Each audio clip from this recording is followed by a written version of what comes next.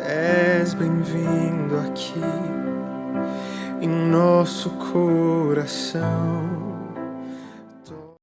Olá, queridos, bom dia, boa tarde, boa noite, boa madrugada. Eu não sei qual o horário que você está nos assistindo, mas que Deus abençoe a sua vida, que Deus abençoe a sua quarta-feira, um feriado que você provavelmente curtiu muito com a família, saiu. E agora eu vou te pedir para que você tenha um tempo para estudar a palavra do Senhor, para estudar as Escrituras Sagradas. Bom, antes de iniciarmos o nosso estudo de Segunda Reis, eu quero pedir para que você possa compartilhar esse vídeo com o máximo de pessoas que vocês puderem. Envie no grupo da família, no grupo do WhatsApp, envie para pessoas que você conheça o link do YouTube. E se inscreva, né, nas nossas redes sociais, aqui embaixo, ó, Instagram, Facebook, YouTube. Se inscreva em nossas redes sociais para que você possa ser notificado dos novos vídeos, ser notificado dos nossos cultos, né, receber as nossas informações, visualizar os nossos cultos, né, as nossas fotos, enfim, para que você possa estar envolvido nas nossas programações. Bom, toda segunda-feira, nós temos uma devocional com a pastora Bruna no Instagram. Então, toda segunda-feira no Instagram, nós temos uma devocional com a pastora Bruna, que é um resumo da palavra de domingo. Amém? Bom, então, esses são os nossos recados aqui no nosso canal. Hoje nós vamos estudar o livro de Segunda Reis, né? Segundo livro dos Reis. Como nós falamos no vídeo passado, em Primeira Reis, Primeira e Segunda Reis eram um compilado só, era um livro só. E aí se dividiu depois que veio a Septuaginta, os 70 que dividiram a Bíblia e traduziu para algumas línguas. Bom, a autoria do livro, e eu quero colocar aqui para vocês já, para que vocês possam visualizar, a autoria do livro, ela não é declarada, mas assim como o primeiro livro de Reis, é atribuído ao profeta Jeremias, por causa da linguagem e tudo mais. Os personagens principais, que é Eliseu, o profeta e sucessor de Elias, conhecido por seus milagres e orientações divinas, Acabe, o rei de Israel, idólatra, envolvido em conflitos, idolatria, esposo de Jezabel, né, que foi mandado, Jezabel mandou em Acabe. Ezequias, rei de Judá, conhecido por sua devoção a Deus e pelas reformas religiosas que aconteceram. Naamã, comandante sírio, curado da lepra, depois de uma fé de 7 mergulhos no rio. E Josias, um jovem rei de Judá, que restaurou a adoração a Deus e as Escrituras. Bom, o contexto do livro de Segunda Reis continua a narrativa histórica dos reinos de Israel e Judá, que já houve a separação, e destaca as consequências da idolatria e da desobediência a Deus, culminando na queda de Israel para a Síria e, posteriormente, da queda de Judá para a Babilônia. O livro encerra com a deportação dos habitantes de Judá para o exílio babilônico. O ponto principal do livro é Israel dividido entre o reino de Judá, sul, com as tribos de Judá e Benjamim, sob o comando dos descendentes de Davi, e os demais tribos formam o reino de Israel, o reino do norte. Bom, esse então é o panorama, né? A base, o início desse livro de Segunda Reis.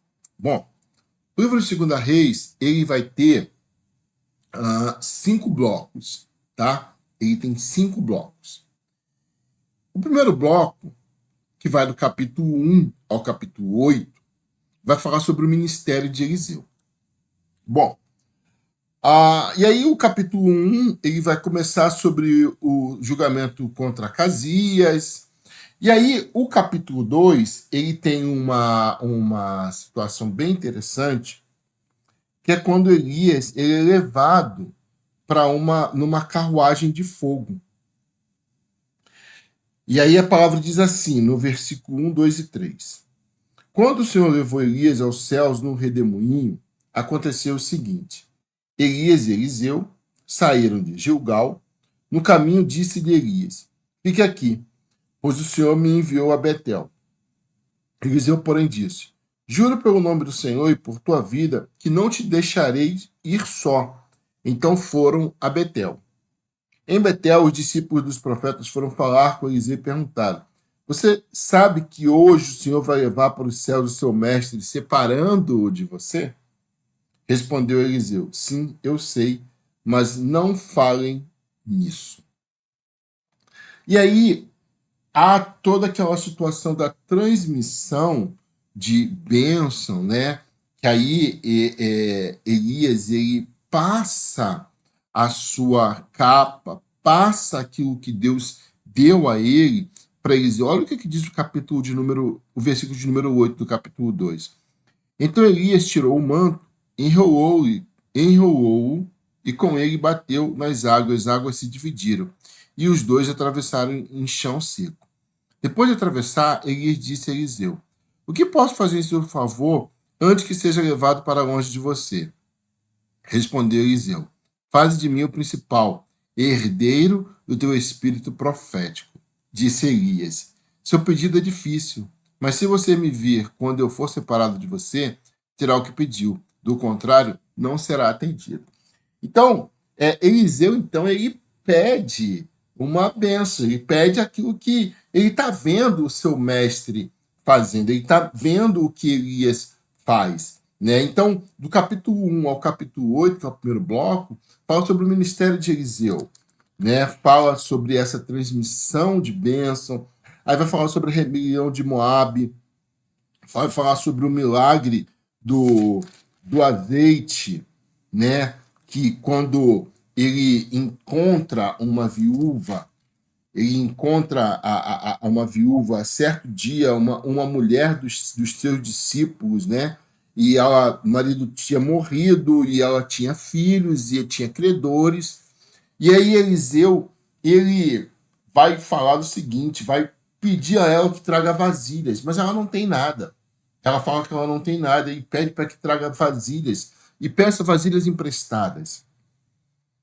E aí a palavra dizia, capítulo 4, versículo 2. Eliseu perguntou, como posso ajudá-la? Diga-me o que você tem em casa. E ela respondeu, tua serva não tem nada além de uma vasilha de azeite. Ela só tinha uma vasilha. E a bênção foi tão grande na vida daquela mulher, a bênção derramou tanto sobre a vida daquela mulher, que agora ela teve que ir pedir vasilhas emprestadas, porque as que ela tinha em casa já não comportavam mais. E aí ela usa aquele dinheiro para pagar o credor e para sobreviver. E aí depois teve a ressurreição do filho da Sunamita. E aí o capítulo 5, e eu quero que você se atenha no capítulo 5, foi sobre a cura da lepra de Naamã. Eu acredito que você já tenha ouvido essa história da cura da lepra de Naamã. Naamã era o comandante do rei da Síria. Né? A menina, e ele tinha uma serva que tinha sido feita cativa, e essa serva era uma serva de Israel, era uma menina que ela sabia quem era o Deus de Israel. E aí, Naamã está com uma lepra. Nem todo o poder, nem todo o dinheiro que Naamã tem, ele consegue se livrar dessa lepra. E aí a menina manda ele ir ter com o homem de Deus, com Eliseu. E aí ele vai, ele se banha 7 vezes no rio e ele é curado. A gente vê aqui o milagre de Deus, porque essa situação, a lepra, ela podia ser, ela era transmissível, né? Mas a menina não pega a lepra. Mas Naamã consegue ser contagiado com a fé dessa menina. Eu acredito que é o que nós precisamos fazer hoje em dia. Nós precisamos contagiar pessoas. Não podemos ser deixados, não podemos ser contagiados, podemos nos deixar ser contagiados pelo mundo, pelas coisas do mundo. Mas nós precisamos contagiar as pessoas. Nós precisamos ser luz do mundo. Nós precisamos ser sal da terra. Esse é o nosso objetivo.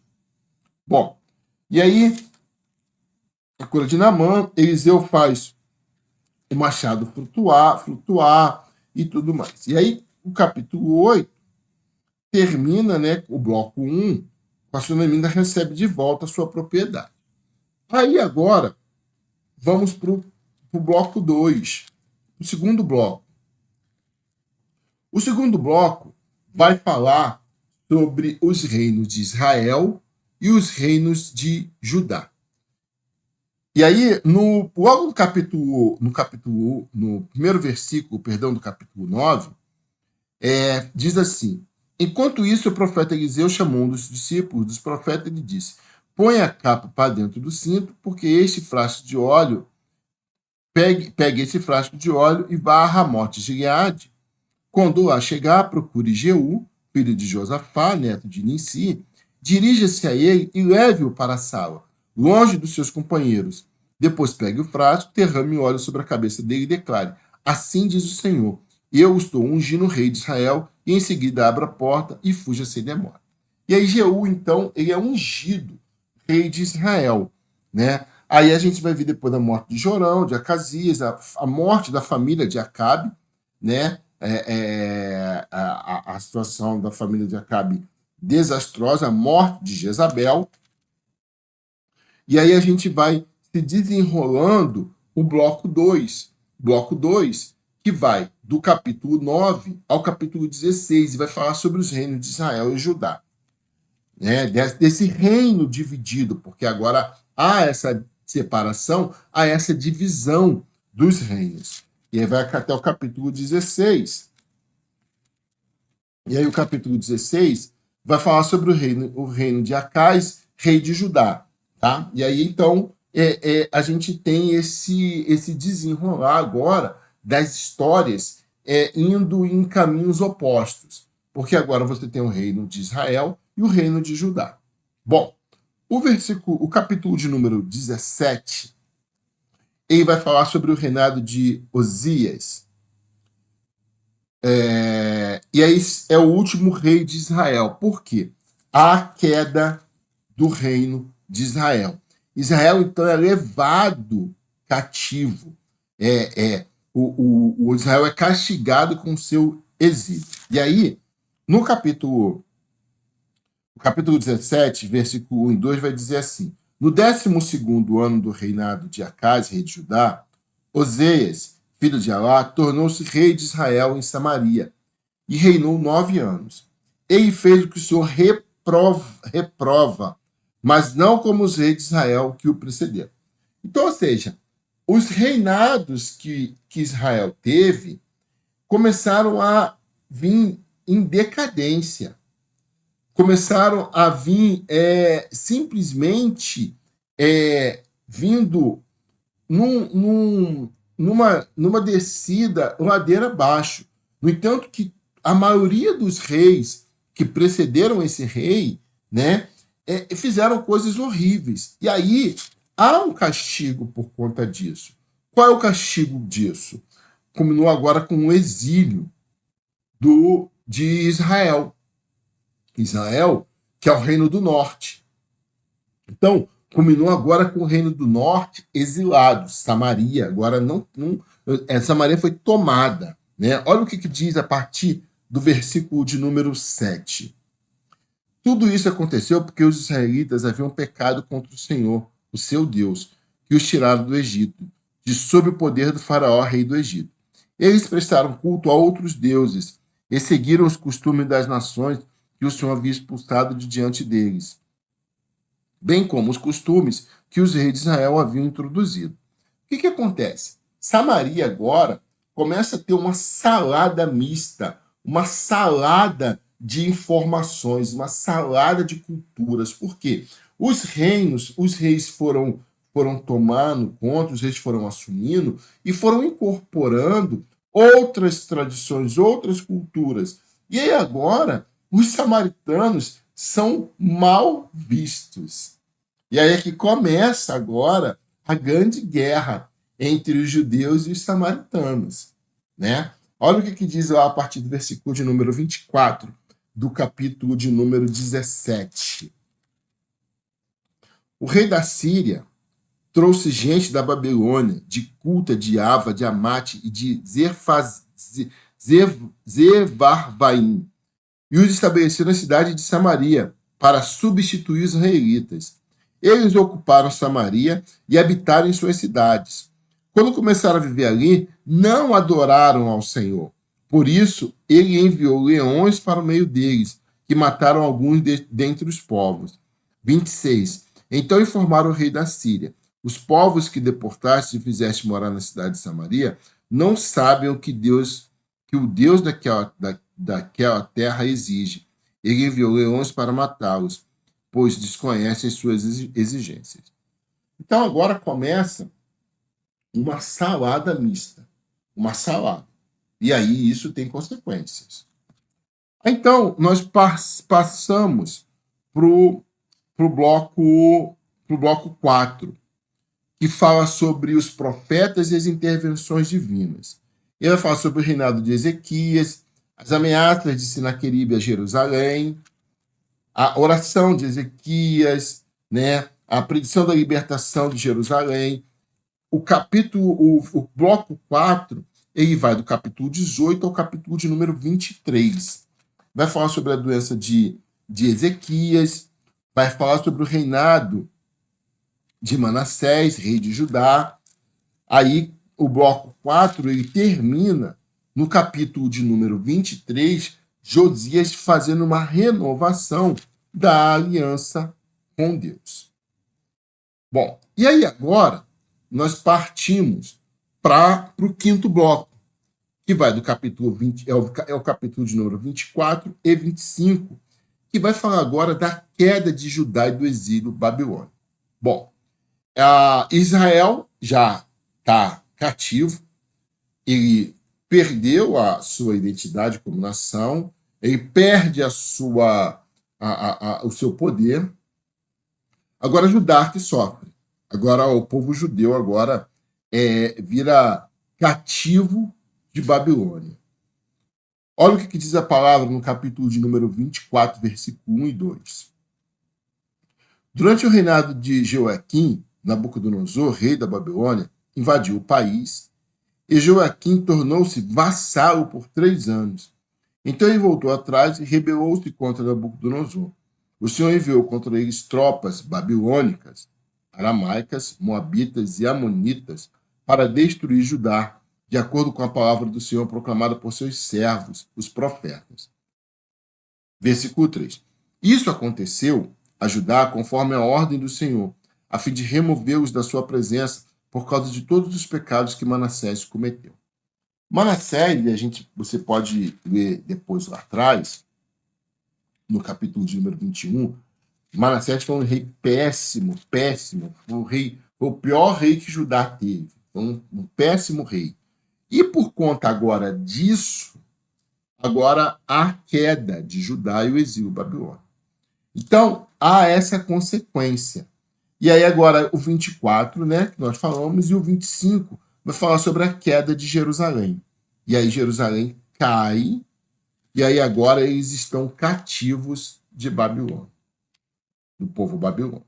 Bom, esse foi o nosso estudo do Segunda Reis. Eu quero deixar aqui o nosso capítulo a capítulo, para que você possa ver o julgamento de Deus sobre Acais, Elias é arrebatado, a guerra entre Israel e Moabe, os milagres de Eliseu e a multiplicação de alimentos, a cura de Naamã da lepra, os milagres de Eliseu, e aí por aí vai, até chegar os reis Jeconias e Zedequias como reis de Judá e a queda de Jerusalém. Amém? Que Deus possa abençoar a sua vida, que Deus possa abençoar o seu dia. Eu quero orar pela sua vida. Pai, nós oramos por essas pessoas que estão nos assistindo, derrama da tua graça, do teu poder sobre elas. Que o Senhor possa, Senhor, cuidar de todas em todo o tempo, Pai. Entregamos cada um nas tuas mãos em nome de Jesus. Amém e amém. Deus abençoe a sua vida, que Deus abençoe a sua quarta-feira. Te espero quarta-feira que vem aqui para que possamos continuar falando, para que possamos continuar estudando da palavra de Deus. Um forte abraço. Até mais. Tchau. Uma direção.